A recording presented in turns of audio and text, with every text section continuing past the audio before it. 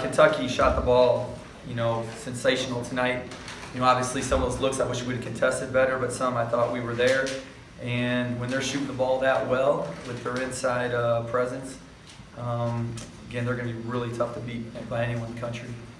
It's your nature to be encouraging. Were you angry at halftime? Did you get after them at all, or what was your approach? At halftime it was unacceptable. Some of our sprinting back, certain guys, but we really challenged them at halftime, and our goal was to win the second half. And every segment, we were trying to win it, and unfortunately we lost by 5 at the end there. But I was proud of our effort. I was proud of our fight in that second half. Through that whole 20 minutes, they didn't quit. Even at 18 minutes, they played through the whole 20. I think overall the confidence or effort, intensity? I think guys are playing hard. I think we're playing as guys that are faster. Guys are just faster. They're bigger, they're longer right now. And we could have quit at halftime very easily and really been embarrassed in the second half. But, in the huddles, guys were focused. They were talking to each other like we're not, we're going to keep fighting this whole game.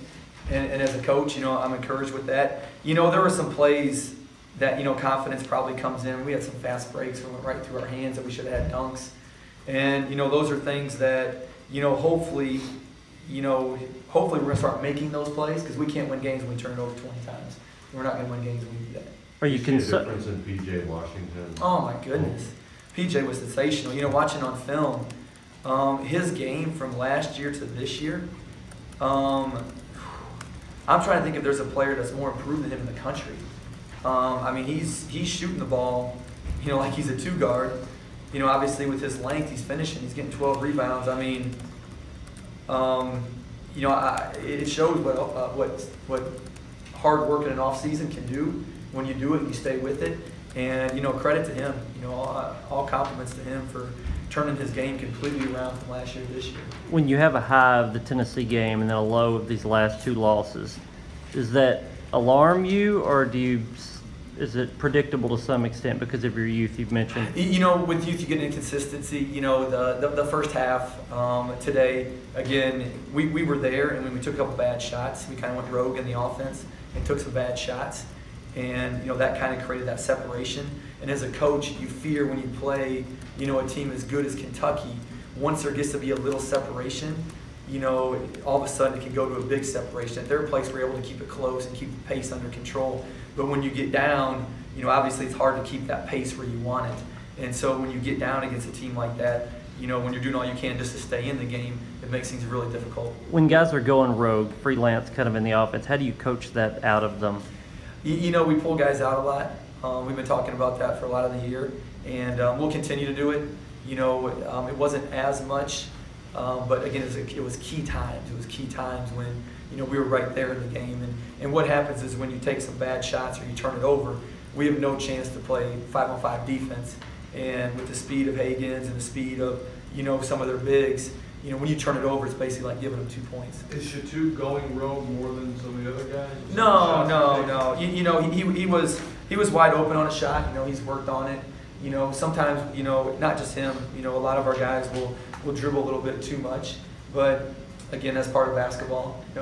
And it's stuff that we're constantly working on, trying to get better at. What is the most significant difference you see in Washington from not just a year ago, but from the first time you played them? It was pretty. I think it's shooting. Last year we were kind of playing off him, like, go ahead and shoot it. Today, man, his shot was pure from the time it left his hand, and on film it's been pure. The last 5 games, I think he's hit 5 or something. He's just really shooting the ball well. I think that's a dimension when you're a big and you can stretch the floor like that. Man, that's great for your offense. How do you want your players to kind of feel after a loss like this, but by that margin? Do you want them to feel embarrassed, angry, heads held high? How do you kind of want them to feel after that? No, you want to feel embarrassed. You're angry. You want to correct it. You want to get to another game so you can correct it and play better. But again, with that said, they could have quit in the second half and they didn't. And I'm proud of them for not quitting in that second half and really competing in the second half. Bryce, a week ago, you take the #1 team in the country into overtime.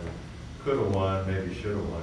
Today, it doesn't go well at all. What does that say more about your team and inconsistency, or something about Kentucky? You know, probably a little bit of both. You know, again, when you're young, you're inconsistent. You know, I think if we win that game, we probably play with a lot more confidence. You know, being so close to that South Carolina game, we're definitely devastating for our guys because we should have won both those games. And I mean, Kentucky's playing really well. I mean, they might be playing as well as anyone, maybe the best team in the country right now, the way they're playing.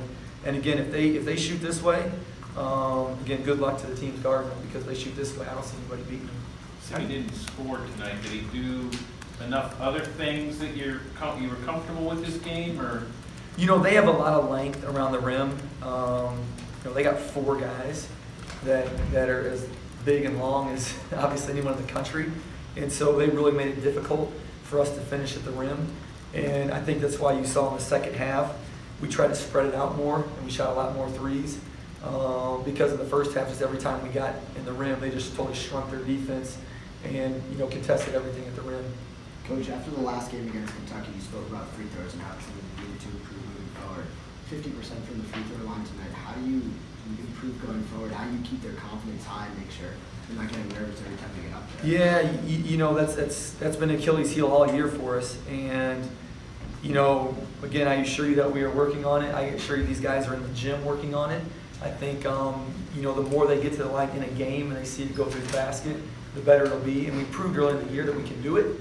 Again, in this stretch, we just have not made the free throws that we need to win games for us, which we could have with free throws, or keep us in some games. You had a lot of turnovers in the first half. Would you contribute that more to kind of the youth that you guys are dealing with, or the freelancing that you kind of alluded to earlier? No, you know, I think a couple things. You know, we talked about in the locker room after the game, and I think you know, Higgins does a great job speeding you up.